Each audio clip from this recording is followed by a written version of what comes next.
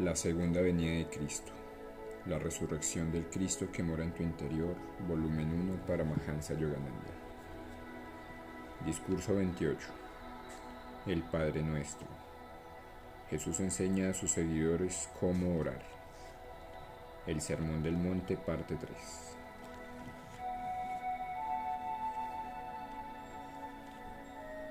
Cuidad de no practicar vuestra justicia delante de los hombres para que os vean.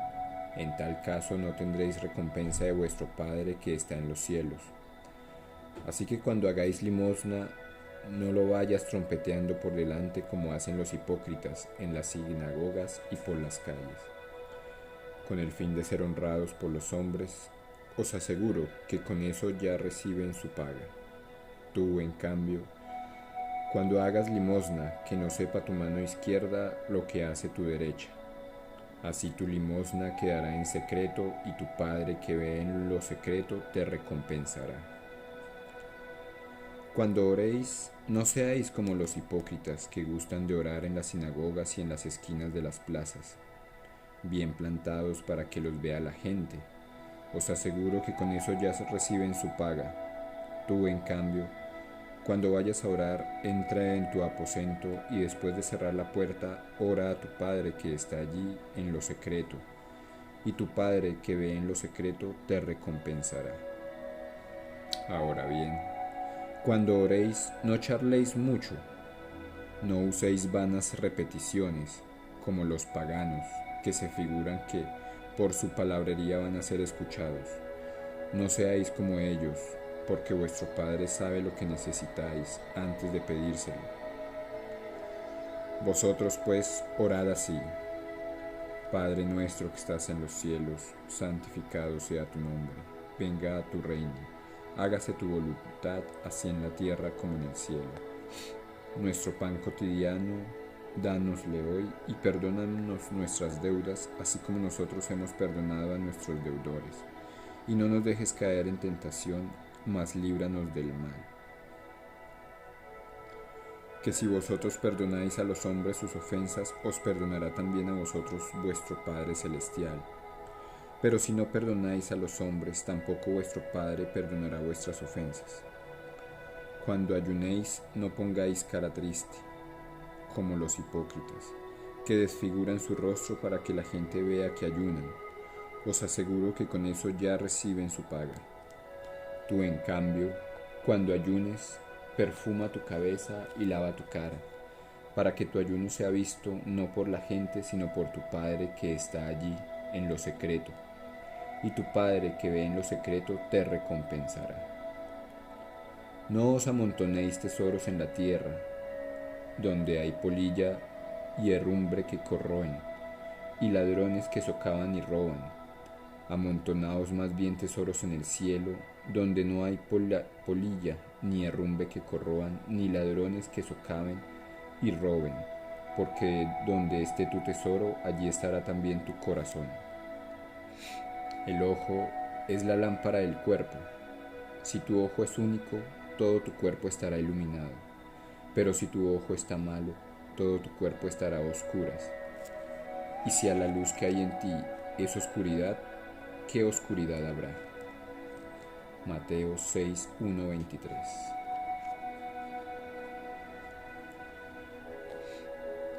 Cuidad de no practicar vuestra justicia delante de los hombres para que os vean. En tal caso no tendréis recompensa de vuestro Padre que está en los cielos. Así que cuando hagas limosna no vayas trompeteando por delante como hacen los hipócritas en las sinagogas y por las calles, con el fin de ser honrados por los hombres. Os aseguro que con eso ya reciben su paga. Tú, en cambio, cuando hagas limosna, que no sepa tu mano izquierda lo que hace tu derecha. Así tu limosna quedará en secreto y tu Padre que ve en lo secreto te recompensará. Así como Dios se envuelve humildemente en el mayor de los secretos y en el anonimato al otorgar su incesante munificencia, la luz del sol, el aire, los alimentos, la vida, el amor, la sabiduría. También sus hijos deben aprender de él a ejercitar el misericordioso arte de dar de manera desinteresada y silenciosa. Los seres humanos atados al egoísmo que los mantiene confinados al cuerpo necesitan trascender la conciencia del yo, mí, mío, hasta transformarla en un amor divino que incluya a todos los seres humanos. Esa es una lección primordial que es preciso aprender en esta escuela de la vida mortal. Dar limosna es una expresión material de la expansión de nuestros sentimientos hacia los demás. Sin embargo, el acto de dar debe tener motivos puros. En esta serie de versículos Jesús censura el uso de la caridad o de cualquier otro acto religioso para incrementar el orgullo personal. En el Bhagavad Gita se instruye al hombre en el arte de dar, haciendo una distinción entre las dádivas que expanden la conciencia del dador y aquellas que solo alimentan su vanidad. La persona espiritualmente degradada, desprovista de humildad, lleva a cabo ostentosos ritos religiosos con el objeto de impresionar a los demás. Los hipócritas, que fingen religiosidad para recibir honores y atención por parte de los hombres, desarrollan el mal hábito de utilizar los ritos religiosos para obtener alabanzas mundanas en vez del reconocimiento divino. Los elogios recibidos por realizar obras dignas de mérito deben servir como incentivo para llevar a cabo obras espirituales aún mayores. El amor por la alabanza como fin en sí mismo hace que la mente se desvíe de Dios y se concentre en gratificar al ego. Quienes dan limosna ostentosamente se engañan a sí mismos, porque desarrollan un falso sentido de superioridad que surge de la ignorancia, el engreimiento de la propiedad personal. Sin embargo, ningún ser humano posee nada en verdad. Durante el breve lapso en que el hombre es huésped de esta tierra de Dios, se le permite emplear las cosas, en mayor o menor medida según lo dice su karma, pero siempre en concordancia con la generosidad del cielo. Las acciones que él mismo haya iniciado haciendo uso de su libre albedrío en esta encarnación y en las pasadas, le facultan para ganar su lugar en la vida, pero él nada podría obtener si Dios no se anticipara a las necesidades del ser humano y estructurara la creación de acuerdo con ellas. El hombre logra las maravillas que proclama como propias gracias al uso de los dones de la inteligencia, la capacidad creativa y el poder de la voluntad que Dios le ha concedido. En última instancia, todas las cosas son regalos de Dios, aunque Él haya dispuesto que el hombre debe trabajar a fin de conseguirlas, de manera que mediante sus esfuerzos por actuar correctamente pueda acelerar su progreso. La evolución de cualquier ser humano, incluso el más dinámico en el plano material, es insignificante mientras permanezca atado a sus intereses personales. El egoísmo lleva a las personas a vivir como almejas, con el alma apretadamente encerrada dentro de su cuerpo y de una personalidad. Algunas personas se encuentran tan limitadas a su forma física y a las sensaciones de su cuerpo que apenas son conscientes, si acaso lo son, de los sentimientos de sus semejantes. El inegoísmo y la generosidad nos permiten conocer el alma de los demás y las inquietudes de su conciencia, servir a otras personas, al identificarnos con sus necesidades como si se tratara de las propias, y proveer todo lo que podamos en lo que respecta a sus necesidades materiales y ayuda psicológica o desarrollo espiritual, es un modo maravilloso de expandir y unir nuestra conciencia con la vida y el corazón de nuestros semejantes. Al dar ayuda a otras personas, el devoto debe sentir que está sirviendo al Señor que mora en el templo corporal de los demás. Toda la munificencia que Dios ha derramado sobre él debe compartirla con los hijos necesitados del Señor, a manera de ofrenda al Padre de todos. Así, servirá a Dios como el ser expandido en los seres de los demás. El dador silencioso que en secreto entrega regalos a sus hermanos es el que recibe la recompensa celestial de sentir la omnipresencia de Dios en otros corazones. Quien ofrezca dádivas o palabras de sabiduría a otros y se jacte de tal acto, destruye la santidad en su acción caritativa. Vanagloriarse diciendo yo di o yo ayudé a redimir no es santidad sino santurronería. El que pregona su piedad tal vez reciba una recompensa material al ganar algunos admiradores carentes de discernimiento y unos cuantos seguidores, pero la glorificación de uno mismo mantiene alejados a los amigos sabios y a aquel que posee toda la sabiduría, Dios. La ley celestial no concede a los jactanciosos la recompensa de la revelación de Dios. El ego charlatán no puede oír la verdad en forma alguna, dado que su deseo es obtener publicidad. Los jactanciosos cosechan algunos beneficios por el bien de sus regalos, hacen a otras personas. El jactancioso es al menos mejor que el avaro. Sin embargo, los dadores vanidosos permanecen dentro de los límites del egoísmo, satisfechos con su efímera recompensa. El aplauso insincero de los hombres, al proceder de ese modo, se privan de la recompensa del cielo, la bienaventurada expansión de su ser en los corazones de los demás. Por el contrario, los regalos prodigados con callada humildad unen gozosamente el corazón del dador con los corazones de los beneficiados y con la omnipresencia del Espíritu de Dios. El Señor es el filántropo supremo. No solo otorga todas las cosas a sus hijos mortales, sino que incluso se ha entregado a sí mismo a sus hijos buenos. Los hijos liberados de Dios, que son uno con el dador infinito, también ofrecen cuanto poseen para hacer feliz a Dios en los cuerpos de los demás. Todos deberían seguir ese ejemplo, compartir cada día su bondad y por lo menos una parte de su buena fortuna terrenal con los necesitados que lo merezcan, y, a una escala mayor, apoyar causas valiosas y divinas que beneficien a mucha gente.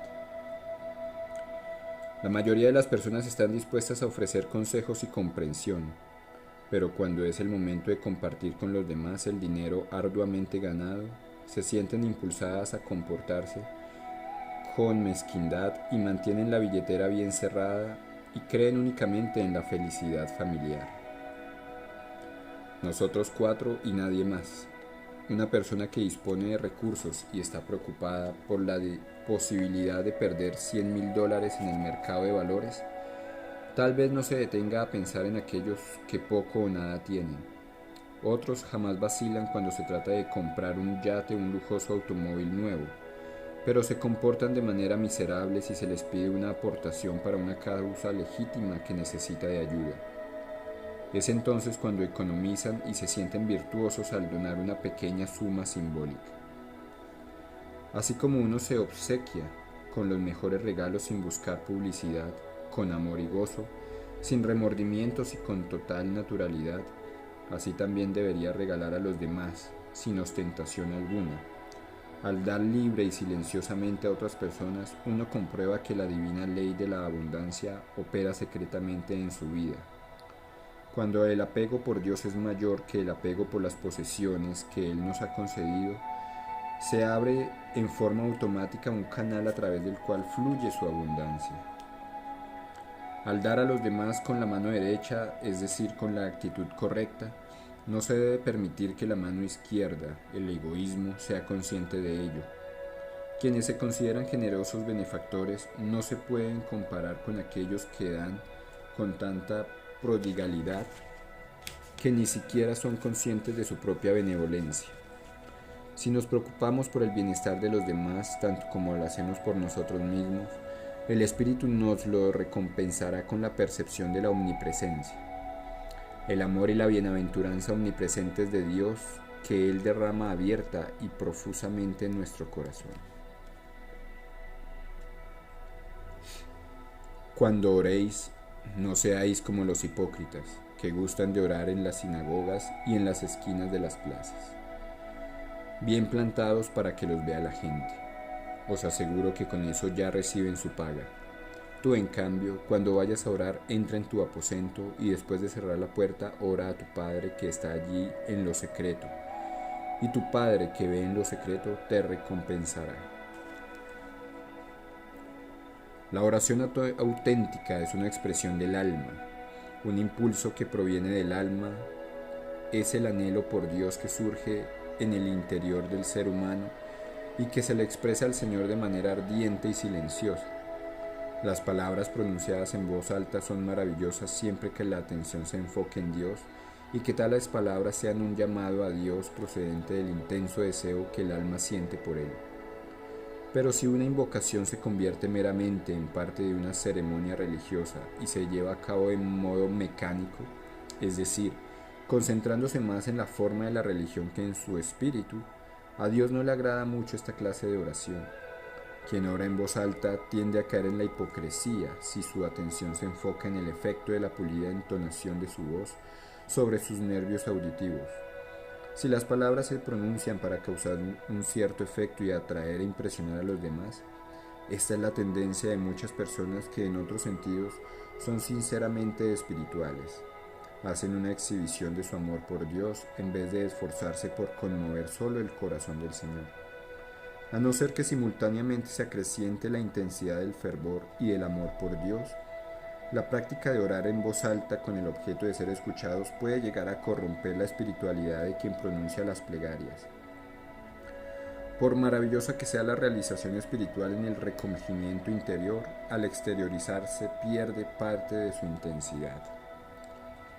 Cuando la oración de un devoto expresada con palabras saturadas de amor por Dios brota desde lo profundo de su ser, habrá personas a su alrededor que disfruten conscientemente del contacto que él establece con Dios y se contagien de ese amor por él.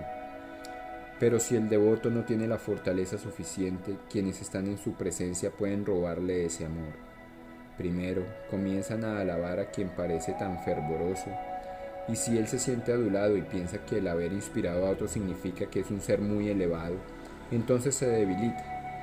Su amor le es arrebatado del corazón y la vanidad toma su lugar. Hay momentos en que no puede orar en forma audible, ni siquiera en susurro, porque cuando nos invade un profundo sentimiento de amor por Dios no es posible pronunciar palabra alguna. Ese amor se halla oculto en el interior de nuestro ser. Es una comunión interior que silenciosamente rinde tributo al Espíritu. Como un fuego sagrado, ese amor hace arder la oscuridad que rodea el alma y en esa luz se contempla el poder del Espíritu. Jesús reprende a aquellos cuya oración es una sincera ofrenda de su corazón a Dios, sino un despliegue público de devoción que tiene por objeto crear una reputación de santidad. Esas personas son hipócritas porque sus motivaciones egoístas no coinciden con sus acciones piadosas. Es censurable y pecaminoso usar a Dios y la oración para asegurarse la devoción de otros mediante el engaño. Al inspirar a gente simple y confiada a pensar en la bondad, tales personas tal vez cosechen la recompensa del poder terrenal y la devoción de seguidores ciegos. Pero Dios, que observa el corazón y jamás responde a las oraciones falsas, se mantiene alejado. Los hipócritas que hacen gala de su espiritualidad con el propósito de obtener prestigio temporal son necios, porque pierden su derecho a la eterna y supremamente redentora bienaventuranza de Dios, que es la recompensa que obtienen los corazones sinceros en su romance íntimo con la divinidad. En la mayoría de los lugares de adoración se practica la oración en voz alta. Esta proporciona cierta inspiración y devoción, pero en tanto mantenga la atención de los fieles enfocada en lo exterior resulta ineficaz para alcanzar la verdadera comunión con Dios. La oración pública, la oración de los fieles de una congregación, debe complementarse con las oraciones profundas y secretas, colmadas del amor del alma, que se ofrecen en la quietud del recogimiento. El salón despierta la idea de reunirse con otras personas, la biblioteca inspira el deseo de leer y el dormitorio invita al sueño. Con el mismo criterio, todos deberían disponer de una habitación o un rincón separado por un biombo o una cortina, o un vestidor bien ventilado, a fin de utilizarlo exclusivamente para la meditación silenciosa. Los hogares tradicionales de la India cuentan siempre con un altar de este tipo para el culto cotidiano. Tener un altar en el hogar es muy efectivo para fomentar la espiritualidad, ya que a diferencia de los lugares públicos de adoración, se convierte en un espacio personalizado y además se encuentra accesible para recoger las expresiones devocionales espontáneas que puedan surgir a lo largo del día. En la India, a los niños no se les obliga a frecuentar el altar, sino que se les inspira a hacerlo mediante el ejemplo de sus padres. En estos templos hogareños, las familias aprenden a hallar la paz del alma oculta tras el velo del silencio. Allí practican la introspección y se recargan con el poder interior del alma a través de las plegarias y la meditación. En comunión divina se sintonizan con la sabiduría discernidora, por medio del cual podrán gobernar sus vidas de acuerdo con los dictados de la conciencia y del juicio correcto. Las oraciones íntimas y profundas hacen aflorar en ellos el entendimiento de que la paz y el servicio a los ideales divinos son la meta de la vida y que sin ellos ninguna adquisición material puede asegurar la felicidad. Es preciso que la religión moderna redescubra y enfatice la búsqueda individual de Dios, el método de cultivar el amor divino en recogimiento. A fin de llevar a cabo esta práctica es importante conocer las técnicas científicas espirituales para comulgar en verdad con el Señor, en el silencio interior del recogimiento mental. Por lo general, incluso aquellos que se recluyen físicamente con el objeto de practicar la oración y la devoción, están tan acosados por sus pensamientos inquietos que no consiguen entrar en el santuario de la comunión concentrada que se encuentra en sus almas, donde es posible practicar la verdadera adoración. Quienes oran sin conocer el arte científico del recogimiento interior se quejan a menudo de que Dios no responde a sus súplicas. Estos devotos se pueden comparar con aquellas personas que van a su oficina y le piden a un amigo que las llame por teléfono, pero después mantienen en todo momento la línea ocupada, haciendo y recibiendo llamadas. Por más que el amigo procure llamarlas, en cada ocasión se lo impide la señal de ocupado. La mente del hombre común se mantiene incontrolablemente activa en los mensajes provenientes de los 5 sentidos: vista, oído, olfato, gusto y tacto, y con los que él envía como respuesta hacia los nervios motores. La verdadera concentración, ya sea en la oración o en Dios o en cualquier otra cosa, resultará imposible en tanto la mente se haya distraída por la actividad exterior. La mayoría de las personas experimentan la cesación del tumulto sensorial solo cuando se encuentran en el estado de sueño, en que la mente aquieta automáticamente el flujo de la energía vital que activa los nervios sensoriales y los motores. La ciencia de la meditación yógica enseña técnicas mediante las cuales se puede controlar la energía vital en forma consciente, lo cual permite desconectar la mente a voluntad de la invasión de los sentidos.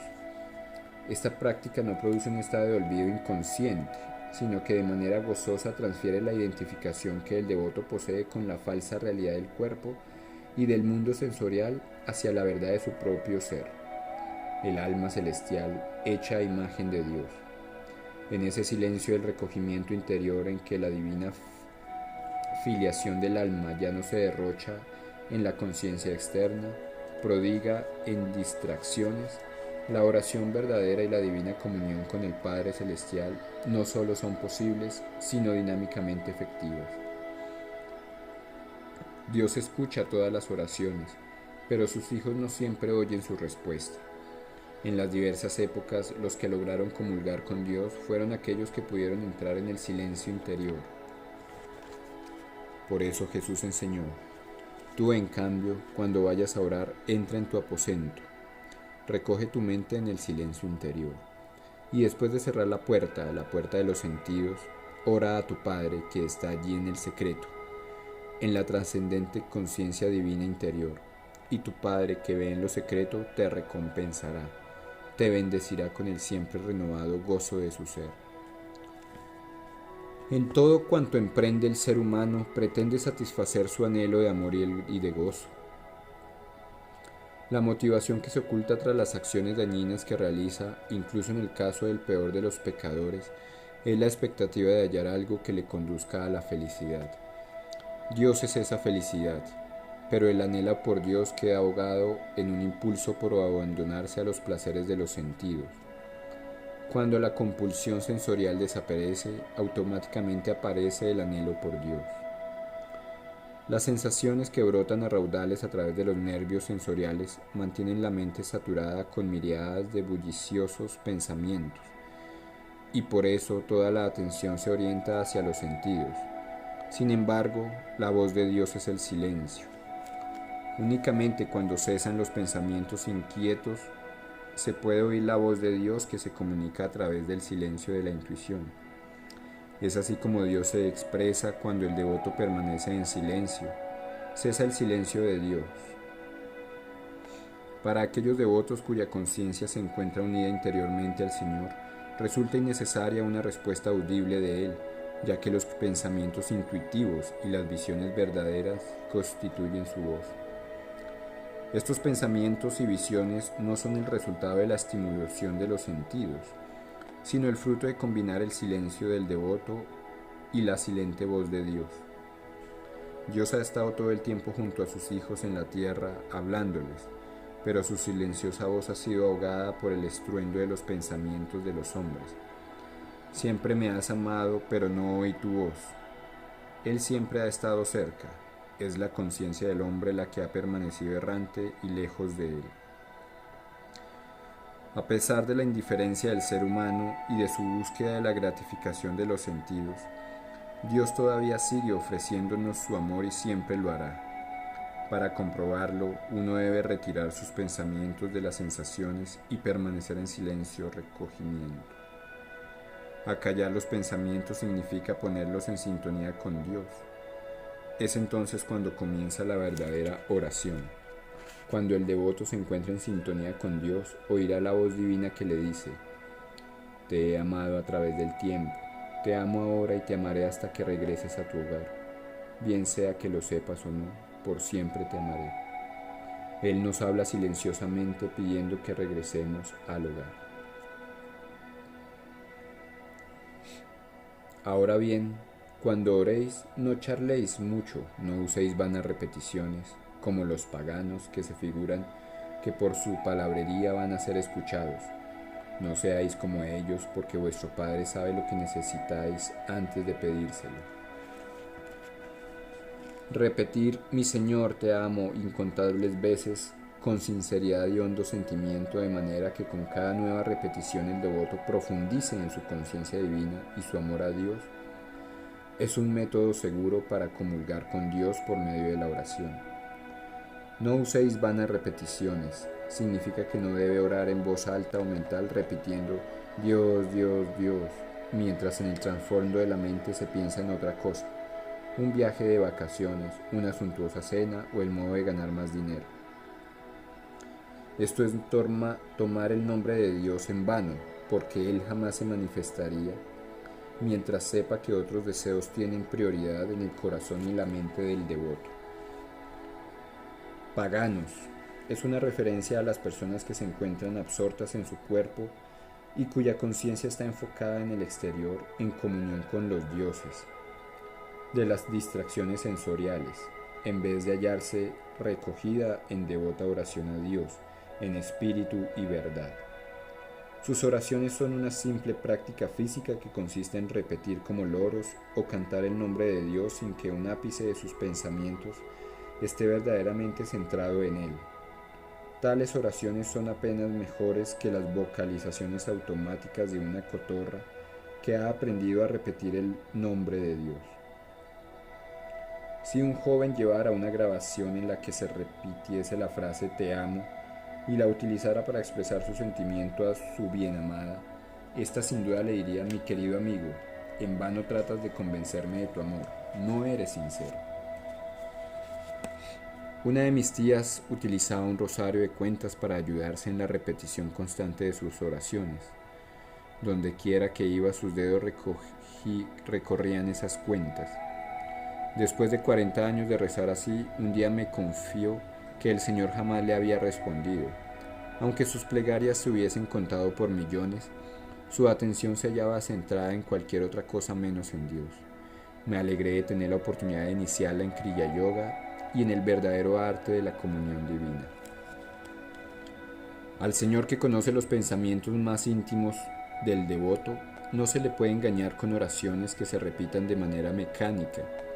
Por muy elaboradas que sean, es preferible ofrecer una sola oración sencilla, nacida del corazón, en forma profunda e intensa con entendimiento de su significado, que una profusión de plegaria repetida sin pensar.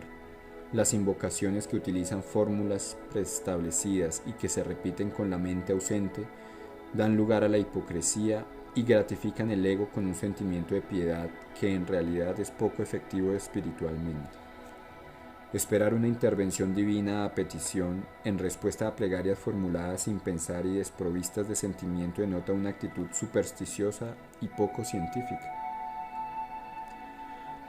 Aunque Dios no responde del modo esperado cuando se le ofrecen tales oraciones verborreicas que se repiten ciegamente, Él no puede permanecer distante o hacer caso omiso del devoto verdadero que ora con sinceridad, con fe y con la determinación de no desistir jamás. En otro pasaje del Nuevo Testamento se encuentra esta enseñanza de Jesús: orad constantemente. La oración constante supone una repetición que no es vana ni mecánica, sino que está espiritualizada mediante una devoción siempre creciente, concentrada y sincera. El devoto que mantiene su mente en Dios en forma continua, que intensifica la concentración de los pensamientos de su plegaria y que sujeta incesantemente las riendas de su atención, sin importar cuántas veces ésta se desvíe, establecerá con toda certeza contacto con la divinidad. En este sentido, el Gita enseña: fija en mí tu mente y sé mi devoto. En adoración incesante, inclínate con reverencia ante mí, habiéndote así unido a mí como la meta suprema, tú serás mío. Las oraciones que se repiten una o muchas veces con sentimiento, ya sea real o mentalmente, atraen una respuesta manifiesta de Dios al pronunciar la palabra Dios con fervor e incrementar la concentración y la devoción con cada repetición de su nombre. La mente se sumerge cada vez más en el océano de su presencia hasta que se alcanza las insondables profundidades de la paz divina y del gozo extático, los cuales son una prueba infalible de que las oraciones han conmovido a Dios. La plegaria saturada de devoción es un modo maravilloso de abrirse a las abundantes bendiciones que fluyen con Dios y constituyen una manera de establecer el necesario vínculo entre la vida del hombre y la fuente íntima de toda gracia. Sin embargo, cuando la mente deambula orientada hacia el exterior, se requiere un periodo prolongado para lograr que la oración sea efectiva. Por esta razón se puede obtener un efecto mayor con la práctica de 1 hora de Kriya Yoga que con 24 horas de plegaria común. Aquellos que practican con profundidad la técnica de Kriya Yoga, aunque solo sea por un breve periodo, y que permanecen sentados meditando durante largo tiempo en la quietud que se obtiene, comprueban que la fuerza de su oración aumenta su poder 2, 3 o 100 veces. Cuando se entra en el templo del silencio interior para adorar a Dios ante su altar, orando e invocando su divina presencia, Él acude rápidamente. El momento más efectivo para la oración es cuando la conciencia se retira de la superficie sensorial del cuerpo y de todo cuanto lo rodea y se centra en los altares cerebroespinales de percepción del alma. Jesús describió como vanos los ruegos de los paganos que se encuentran apegados al cuerpo y separados de la esencia de Dios que mora en su interior. El hombre común se ha enredado tanto en la ley finita de causa y efecto que no es sencillo para él romper los lazos kármicos que sus actos generan. Dios no contraviene arbitrariamente el ordenado funcionamiento de su universo. El ser humano debe esforzarse para armonizar su vida y sus acciones con las leyes de Dios. De ese modo, creará nuevos efectos favorables que neutralizarán los errores del pasado. Sin embargo, el devoto que mediante el amor puro, la fe y el conocimiento divino que se originan en la meditación, restablece su conciencia de unidad con el Padre Infinito, trasciende la finitud de sus leyes y recibe de manera instantánea la gracia de Dios, el efecto confortador de su amor incondicional. Así pues, recuperar la auténtica naturaleza de nuestra alma, la de ser hijos de Dios, es la forma suprema de lograr que se cumplan nuestras oraciones al acercarse al Señor no como un pordiosero mortal, sino como un amante Hijo divino. El devoto sabe que todo cuanto el Padre posee también a Él le pertenece.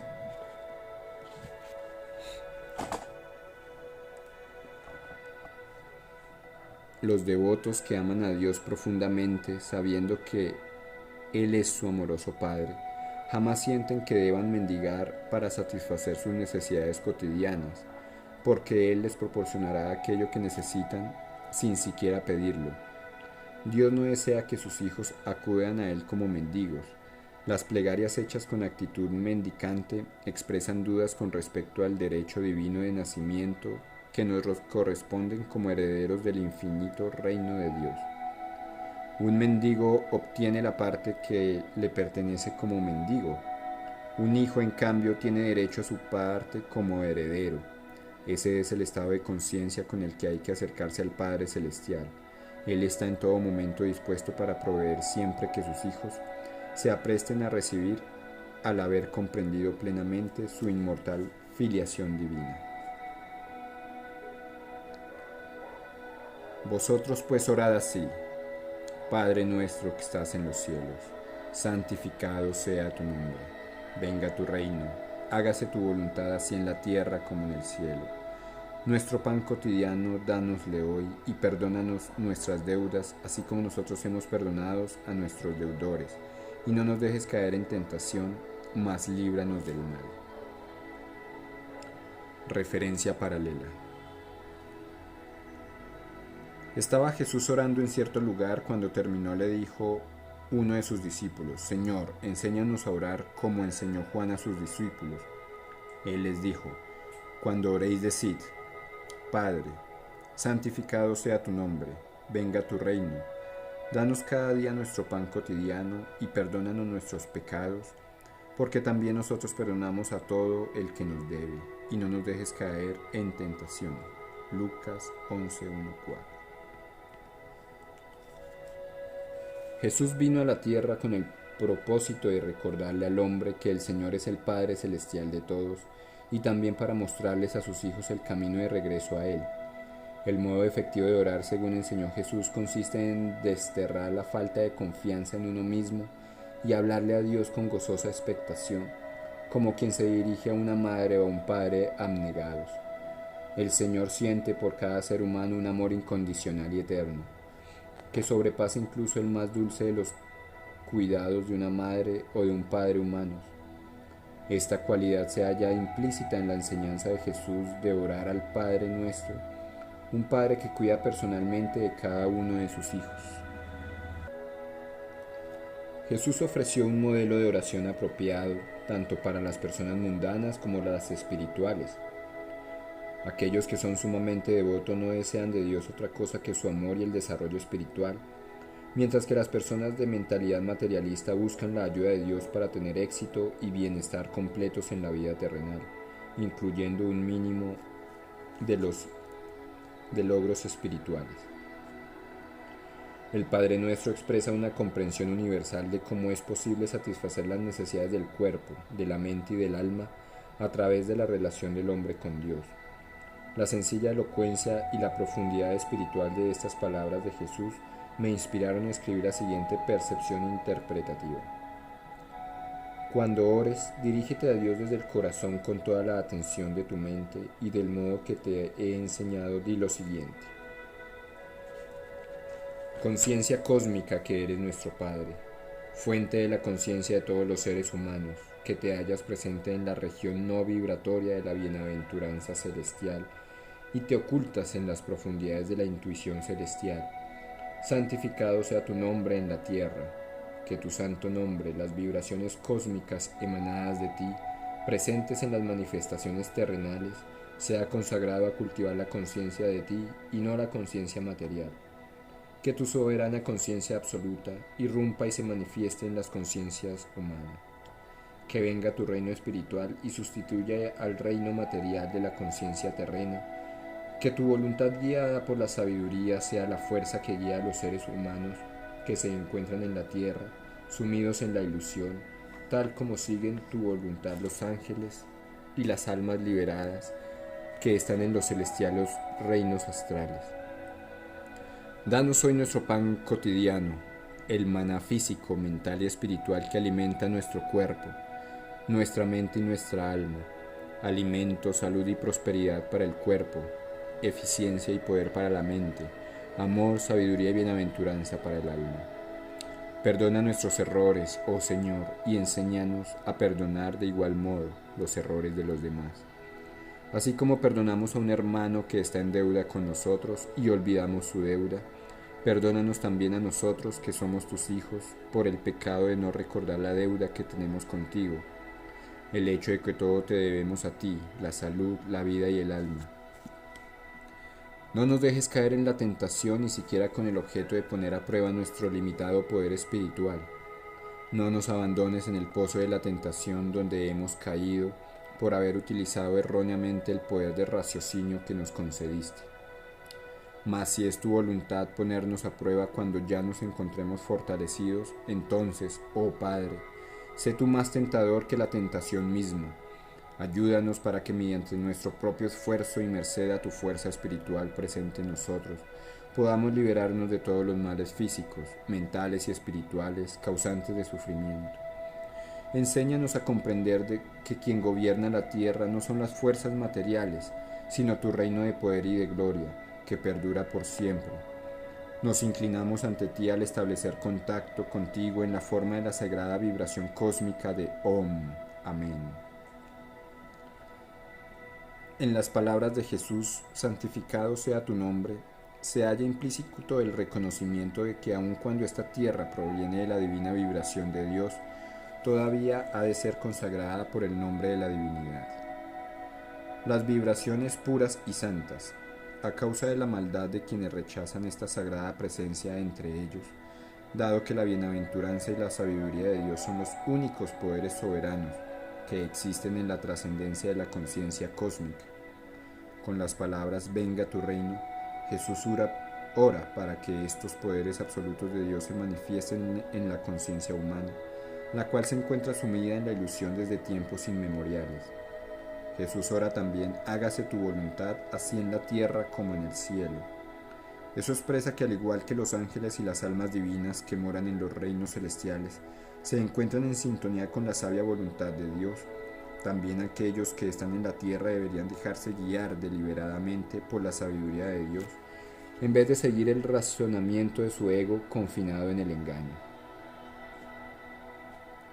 Nuestro pan cotidiano dánosle hoy. Tal vez parezca algo de poca importancia incluir una súplica por el pan cuando se ora al Todopoderoso. Sin embargo, en aquel tiempo había mucha pobreza entre las masas y a menudo tenían poco que comer. Jesús sabía realmente que no era posible esperar que la gente prestara atención a un mensaje que no resolvería también sus preocupaciones mundanas. Una persona con el estómago vacío tiene pocos incentivos para esforzarse por alcanzar la unión con Dios. En todo caso, Jesús se refería al sustento completo del cuerpo, de la mente y del alma, y no únicamente al pan físico. Él señaló, no solo de pan vive el hombre, sino de toda palabra que sale de la boca de Dios. El hombre puede vivir solo por medios materiales. A cada momento de su existencia depende de la fuerza vital que emana de la creativa vibración cósmica de Dios, su palabra, y de la sabiduría y la bienaventuranza inherentes a la omnipresente conciencia crística que sostiene la conciencia humana. Cuanto mayor sea su sintonía con esta vitalidad y sabiduría divinas, en mayor medida le será posible lograr la satisfacción de sus necesidades físicas, emocionales, mentales y espirituales. Así pues, la primera oración del hombre debe estar orientada a adquirir el pan espiritual del contacto con la bienaventuranza, la sabiduría y el amor de Dios, que constituyen los únicos alimentos del alma. Luego ha de obtener eficiencia para la mente, a fin de que le sea posible alcanzar metas valiosas, y por último la prosperidad material suficiente para satisfacer sus necesidades físicas. No nos dejes caer en tentación, mas líbranos del mal. Con estas palabras Jesús casi parece adjudicarle a Dios la responsabilidad de que el hombre se halle inmerso en la tentación, al haber sido conducido deliberadamente por su Padre Celestial hacia esta difícil situación. En cierta forma esto es verdad, Dios es el creador del engaño o ilusión, de modo que en este sentido podría decirse que Él actúa como un tentador. No obstante, sería erróneo pensar que Dios, con toda su sabiduría, pretenda conducir a los mortales tan carentes de dicha sabiduría a la tentación solo para observar cómo responden a ella. Eso no sería justo. Dios no es un amigo bromista que se dedica a tentar al humano con un mundo de incesantes seducciones que podrían hacerle daño. El bien y el mal son luces y sombras que crean el constante necesario para producir la película cinematográfica, cósmica de Dios. La blanca pureza de la bondad resalta sus virtudes contra el fondo oscuro del mal. La dualidad del engaño de Maya somete a prueba a los hijos de Dios con el objeto de que desarrollen la sabiduría necesaria para distinguir entre el bien y el mal, para que ejerciten la voluntad mediante la cual puedan superar todas las pruebas y liberarse, de ese modo, del juego del gato y el ratón planteado por la tentación de Satanás. El Señor podría fácilmente anular la influencia de la tentación satánica, pero con ello le negaría al hombre su libre albedrío y lo convertiría en una marioneta. Lo fascinante del drama de la creación de Dios es ver si por ventura sus hijos le eligen a Él en vez de preferir el atractivo de su espectáculo cósmico, no porque Él los haya obligado de modo alguno, sino solo porque han decidido por propia voluntad responder a su amor. Él desea que los seres humanos, sus reflejos mortales, disfruten del grandioso drama que se representa en este cinematógrafo cósmico, mientras recuerdan en todo momento su innata divinidad. Para mostrar esa divina naturaleza, el hombre debe superar con éxito pruebas y tentaciones. Ellas le enseñarán al veleidoso ser humano a sacar a la luz la oculta identidad divina de su alma y a manifestarla en todas las circunstancias de la vida. El Señor sabe que finalmente sus hijos harán valer el poder del Espíritu que mora en su interior para derrotar el poder de la tentación. Por consiguiente, cuando Jesús oró, no nos dejes caer en tentación, no era su propósito culpar al Señor de ser causante de los sufrimientos del hombre. Más bien, Él expresaba la necesidad de que el ser humano suplique la ayuda de Dios para vencer los inevitables engaños de la vida. No nos abandones en el pozo de la tentación donde hemos caído por haber utilizado erróneamente el poder de raciocinio que nos concediste. El hombre se precipita hacia el abismo del mal cuando no utiliza de manera correcta las facultades del libre albedrío que Dios le ha concedido. Haciendo uso de la ilusión cósmica, Satanás atrapa a los incautos y se vale de la ignorancia para socavarles la razón y la voluntad. De ese modo logra con éxito obstaculizar los planes de Dios. Por ello, Jesús oró al Padre Celestial pidiéndole que librara a todas las almas de la nefasta fascinación que ejerce el engaño cósmico. Dice la Biblia: creó pues Dios al ser humano a imagen suya. Sin embargo, cuando uno se mira al espejo, ve cualquier cosa menos a Dios. Cada noche al despertarse el hombre de su conciencia corporal durante el sueño se convierte en un dios y cada día elige ser un diablo. ¿Qué puede hacer el Padre al respecto? Cuando el ser humano se viste con el ropaje mortal, debería recordar su divinidad y de ninguna manera atribuir a su alma las debilidades inherentes a la mortalidad. Así lo enseñan las escrituras de la India. Al despertar por la mañana debes grabar en tu conciencia lo siguiente: acabo de salir del espíritu, soy espíritu ahora y seré espíritu por siempre. Pero cuando uno tiene dolor de cabeza, rápidamente olvida su sublime condición divina y siente que es en verdad un ser mortal. Si el hombre recordara en todo momento su verdadero ser, sería libre de nuevo. Es sencillo pero cierto. La repetición constante de afirmaciones, el frecuentar la compañía de personas sabias, el estudio de las escrituras y sobre todo la práctica de la meditación, por medio de la cual el sueño consciente de las limitaciones mortales se disuelve por completo en la percepción supraconsciente del alma, es la vía por la cual el devoto perseverante llegará al conocimiento de que es un Dios. La comunión divina restablece en el hombre su ser original. Él experimenta entonces la completa satisfacción en la bondad de su alma y comprende que anhelar los tentadores ofrecimientos de los sentidos haría eclipsar, para su inmensa congoja, el incomparable gozo divino. El autocontrol es el amo de la tentación. cuando el hombre se comporta como las criaturas menos evolucionadas, tal conducta no habla bien de la raza humana. Incluso las bestias guiadas por el instinto actúan más sabiamente. Solo en compañía de los seres humanos los animales aprenden a vivir en forma antinatural. No existe mal en estos porque sus acciones no están motivadas por el libre albedrío, capaz de discernir. En cambio, el hombre se halla espiritualmente obligado a elegir entre el bien y el mal, a tomar decisiones que pueden ser beneficiosas o perjudiciales, y a menos que desarrolle el autocontrol, actuará guiado por la insensatez, incluso en contra de su buen juicio, cuando una tentación le acose. Hay muchas personas que aprenden a proceder con autocontrol solo después de haberse quemado en las seductoras llamas del nocivo libertinaje.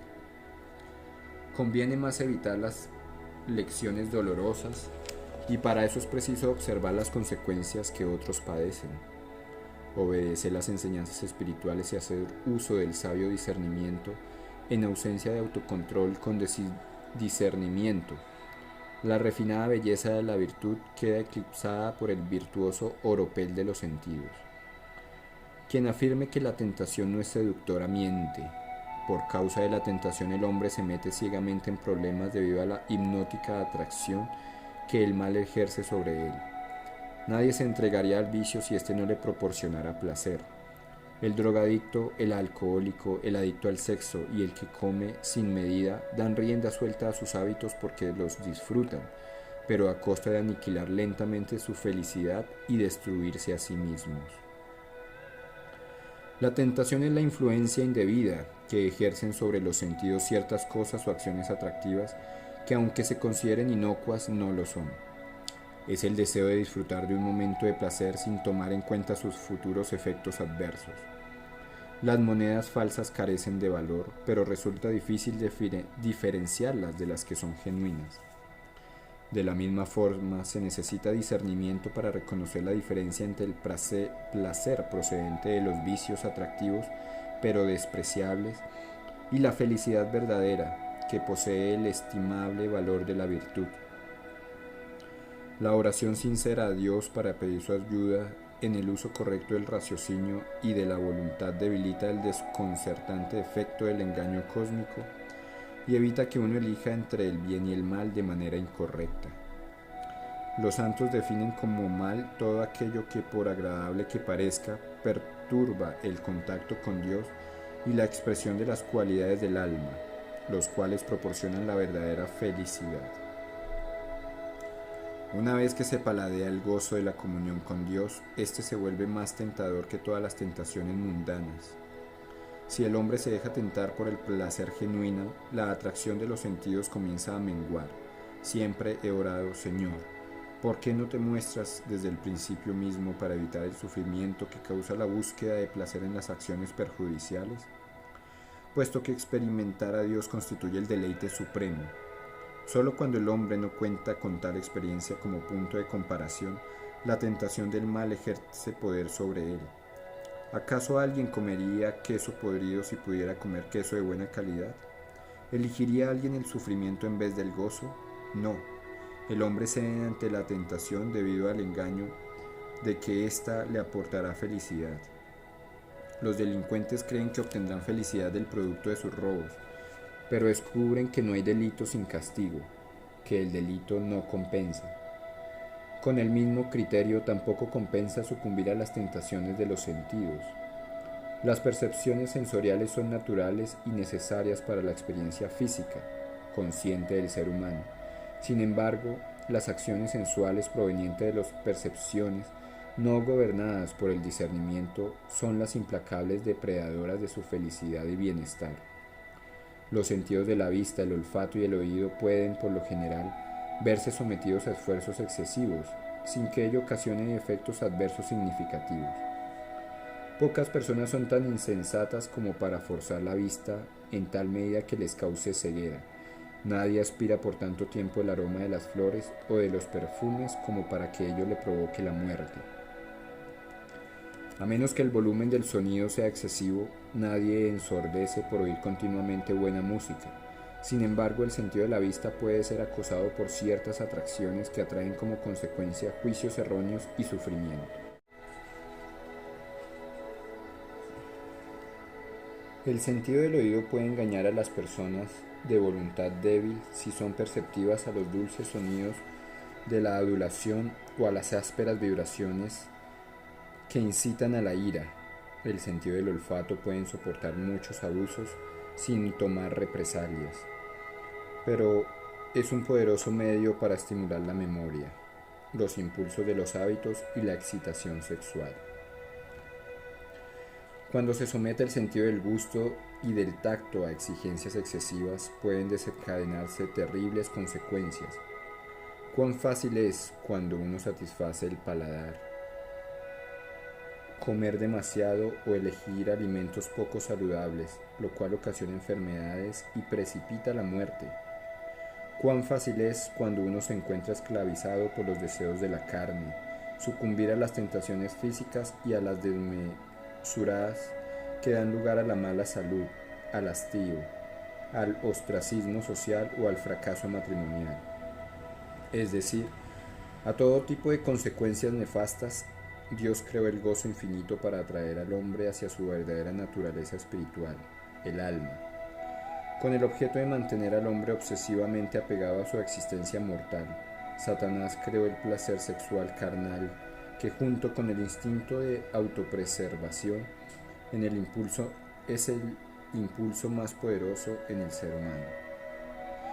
El uso incorrecto de la ley natural de procreación se puede superar, mas no a través de una represión hipócrita, sino únicamente por medio de la moderación, en el caso del matrimonio, haciendo uso del autocontrol y de la abstinencia, en el caso de quienes no están casados, y a través del gozoso contacto con Dios en la meditación.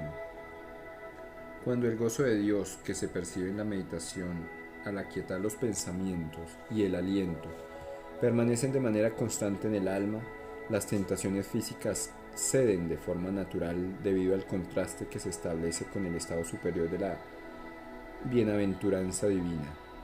Así pues, es apropiado que el devoto ore a Dios de este modo: no coloques ante mis impulsos de debilidad las tentaciones de tu malla cósmica. Las engañosas tentaciones sensoriales son como semillas, y los impulsos de una mente débil constituyen su terreno favorito. Cuando las semillas de la tentación caen en la mente fértil, comienzan a crecer. Si por el contrario se tuestan por acción de la sabiduría y por la comprensión de que Dios es la única realidad, los deseos materiales latentes pierden su irresistible poder. El ser humano se halla rodeado de fascinantes tentaciones que atraen su interés y nublan su razón. Nadie está a salvo de ceder a las malas influencias en un momento de debilidad, hasta que se cauterizan todos los deseos y hábitos del pasado que se encuentran grabados en las células cerebrales. La influencia de estos hábitos e impulsos es muy poderosa.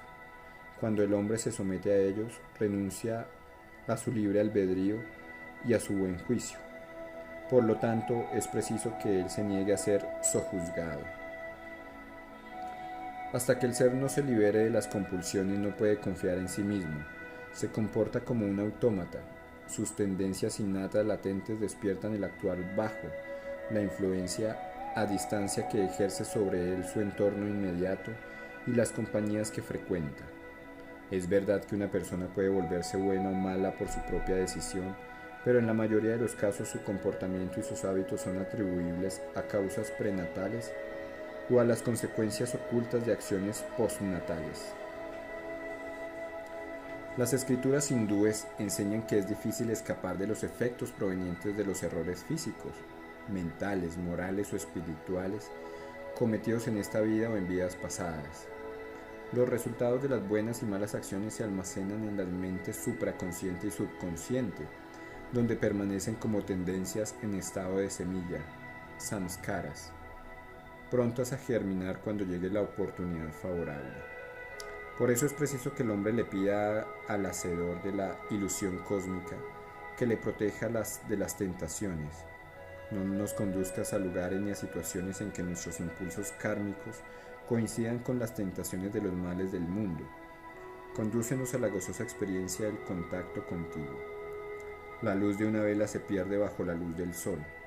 La llama titilante de los placeres sensoriales desaparece ante el flamígero resplandor del éxtasis. Oh Señor, no permitas que nos deslumbre la proximidad de la luz de las tentaciones sensoriales, al grado de no poder ver tu divino fulgor silenciosamente diseminado por el universo entero.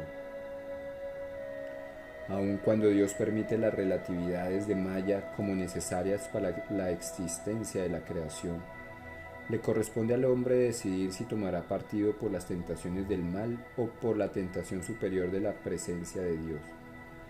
Cada persona debe librar sus propias batallas en la guerra entre su raciocinio y los impulsos de los sentidos para saber quién es el ganador. Ceder incesantemente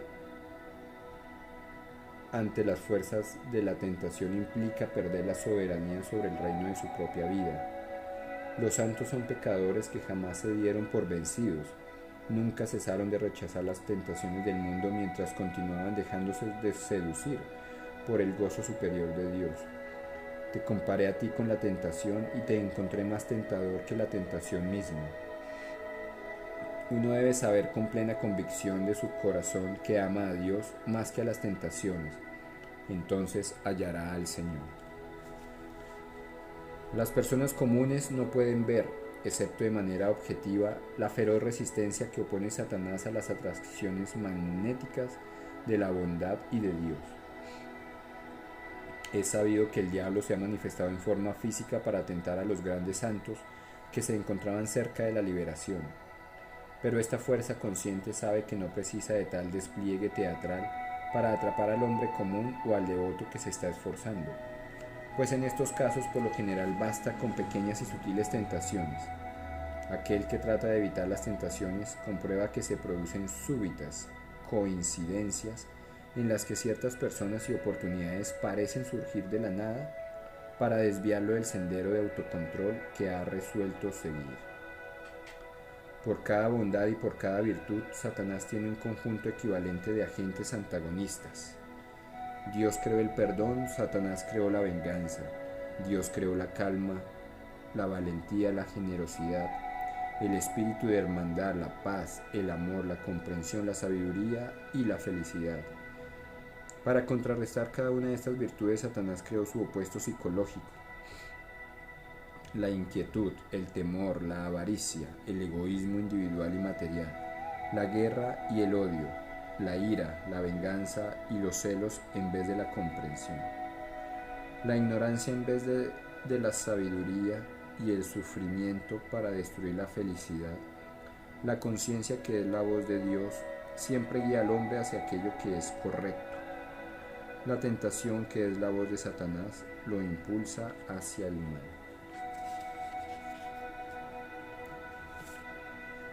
La existencia de esta hueste de males es la razón por la cual Jesús oró: venga tu reino, a fin de que el hombre pudiese usar su independencia para actuar correctamente y de ese modo sustituir la anarquía del mal por el reino de Dios. Cuando perfecciona su vida al llevar a efecto los designios divinos para anular los planes malignos de Satanás, el ser humano ayuda a crear el cielo de Dios a partir de las imperfecciones terrenales de Satanás. El poder de Satanás es pasajero, el reino de Dios, su reino de poder y de gloria, es eterno. Que si vosotros perdonáis a los hombres sus ofensas, os perdonarán también a vosotros vuestro Padre Celestial. Pero si no perdonáis a los hombres, tampoco vuestro Padre perdonará vuestras ofensas. El Padre Divino perdona pacientemente a todos los malos actores de su drama cósmico, y al final, después de que ellos hayan mejorado su comportamiento, Él los recibe en su bienaventuranza. Cuando el hombre expresa su ser superior y también perdona a los demás las malas acciones que hayan cometido contra él, purifica su corazón de los cáusticos sentimientos negativos. Sin este perdón no puede producirse la curación de las heridas. Aun cuando tenga el poder de tomar represalias y pese a que de modo adecuado y en el momento propicio se encuentre obligado a resistir el mal o a no cooperar con éste, el hombre debe abstenerse de abrigar sentimientos de venganza. Es necesario hacer cuanto uno pueda para evitar o detener el mal, pero estas acciones no deben estar motivadas por el deseo de venganza. Es función de la ley divina imponer el justo castigo a malhechores y enemigos. Cuando se reciben alabanzas y bondad de parte de los demás, es fácil sonreír y responder cálidamente. Pero cuando se recibe una ofensa, es la ocasión en que se pone a prueba nuestra naturaleza espiritual. Ese es el momento de practicar el perdón. No basta con decir, oh, no me importa que me abofetees, mientras internamente hierven los pensamientos negativos. Lo que importa es lo que se siente. Si bien no debemos convertirnos en un felpudo, lo que cuenta es el control interior. Ser un maestro es saber que Dios está presente en todos y es perdonar a aquellos que, engañados, actúan en forma incorrecta y a través de los cuales Dios está intentando expresarse, aun cuando todavía sea infructuosamente. Se debe perdonar todo agravio, afirma el Mahabharata. Se ha dicho que la continuación de la especie se debe a la capacidad de perdonar del ser humano. El perdón es sagrado. Gracias al perdón, el universo se mantiene cohesionado. El perdón es la fuerza del poderoso. El perdón es sacrificio. El perdón es sosiego para la mente. El perdón y la dulzura son las cualidades de quien es dueño de sí mismo y representan la virtud eterna. Cuando ayunéis, no pongáis cara triste como los hipócritas, que desfiguran su rostro para que la gente vea que ayunan. Os aseguro que con eso ya reciben su paga.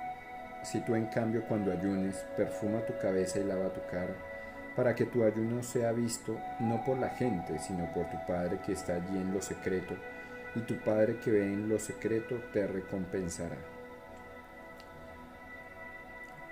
El ayuno es una práctica que ha sido utilizada por los devotos de todas las religiones desde tiempos antiguos como un medio efectivo para acercarse a Dios. Es una forma de austeridad que ayuda a vencer la obstinación del cuerpo y de la mente y a someterlos al control de la voluntad con el objeto de recibir el Espíritu de Dios.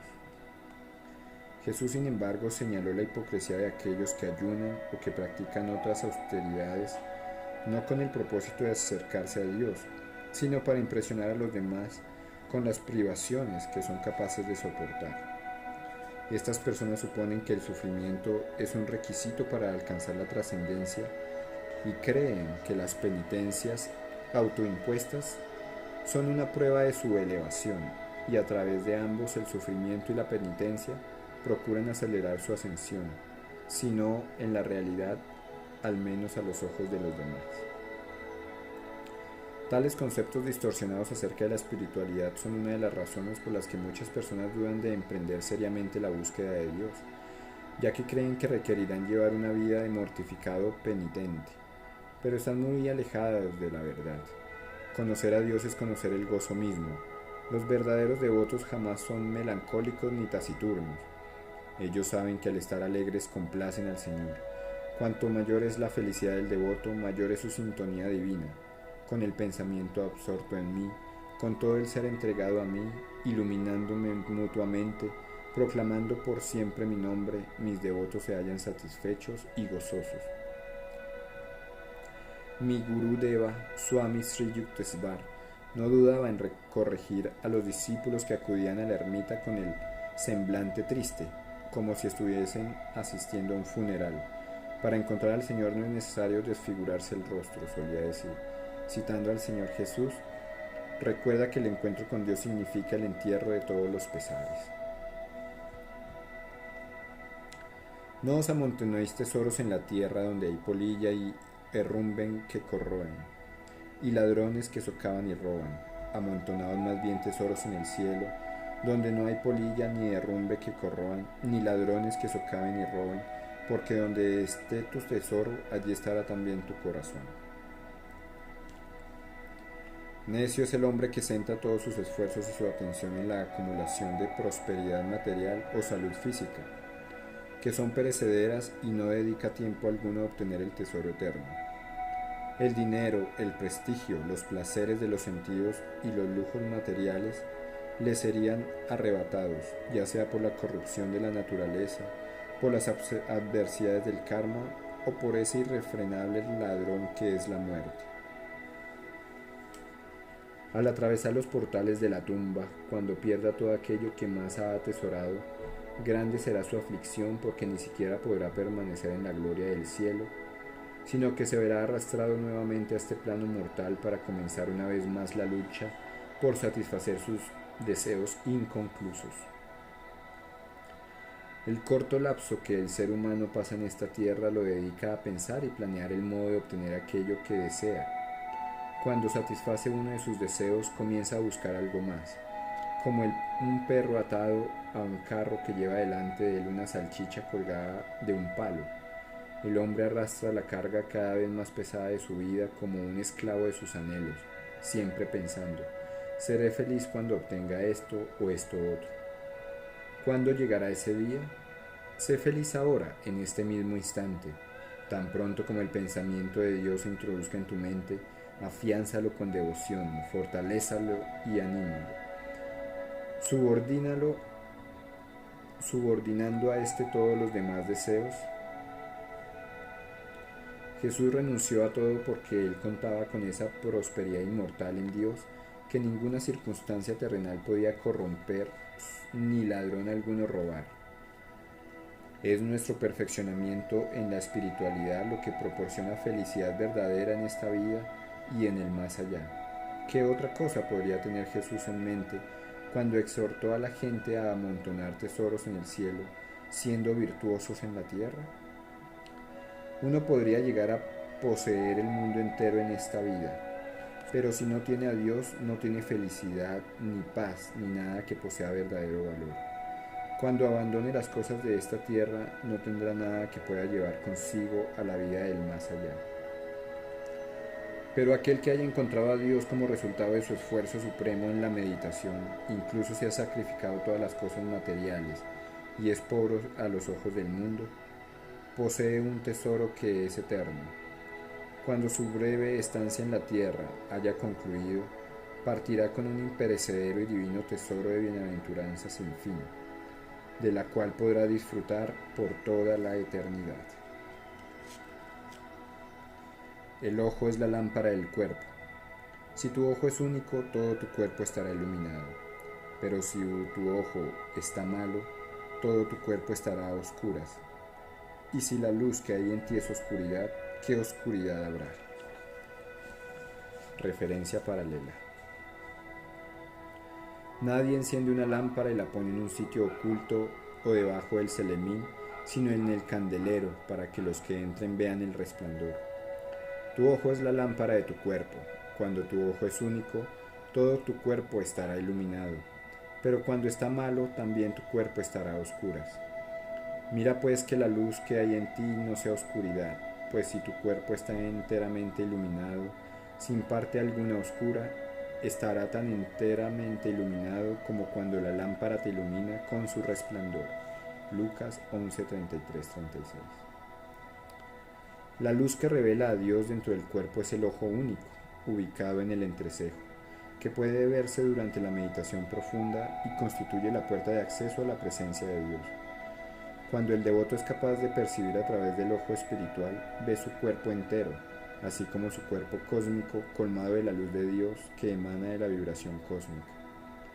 Al fijar la visión de ambos ojos en el entrecejo, en el estado meditativo de concentración interior, se logra enfocar la energía óptica positiva y negativa de los ojos derecho e izquierdo y unir estas corrientes de energía en el ojo único de luz divina. El hombre ignorante y materialista nada sabe acerca de esta luz, pero quien quiera que haya practicado la meditación, aunque sea solo un poco, puede verla ocasionalmente. Cuando el devoto se encuentra más avanzado, contempla dicha luz a la voluntad, con los ojos abiertos o cerrados, a la luz del día o en la oscuridad. Aquellos devotos que han alcanzado un alto grado de desarrollo la contemplan durante tanto tiempo como lo deseen, y cuando su conciencia puede penetrar en ella, logran alcanzar los estados supremos de realización trascendente. Por el contrario, cuando la mirada y la mente del ser humano se alejan de Dios, concentrándose en motivaciones negativas y acciones materialistas, su vida se llena de la oscuridad de la ignorancia causada por la engañosa ilusión, la indiferencia espiritual y los hábitos causantes de sufrimiento. La sabiduría y la luz cósmica interiores permanecen ocultas. ¿Qué oscuridad habrá? en el hombre materialista que poco o nada conoce de la divina realidad y acepta con alegría o resentimiento cualquier ofrenda que la ilusión ponga en su camino. Vivir en esta malsana ignorancia no constituye una vida propia de la conciencia del alma encarnada. El hombre que ha elevado su nivel espiritual, cuyo cuerpo y mente se encuentran iluminados interiormente por la luz y la sabiduría astrales, y en quien las sombras de la oscuridad física y mental se han disipado, siéndole posible contemplar el cosmos entero colmado de la luz, la sabiduría y el gozo de Dios, aquel en quien la luz de la realización del ser se halla plenamente manifestada, experimenta un gozo indescriptible y recibe la incesante guía de la sabiduría divina. Fin del discurso 28. Gracias por escuchar.